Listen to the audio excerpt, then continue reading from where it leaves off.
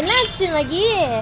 கையில் இடிச்சிருச்சு, தாசிக்குதுன்னு ஓடி வந்து பட்டியா? இதுதான் சொல்றது, இதுதான் சொல்லுவாங்க. பதி பதின்னு சொல்லி போனால் பதியில் விழுவாங்க.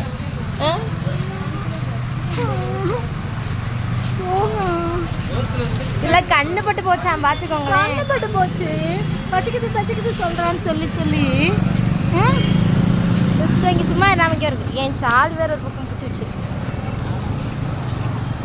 பாருங்க சார். நாங்கள் இப்போ எங்கே காட்டு, அந்த காயத்தை காட்டு.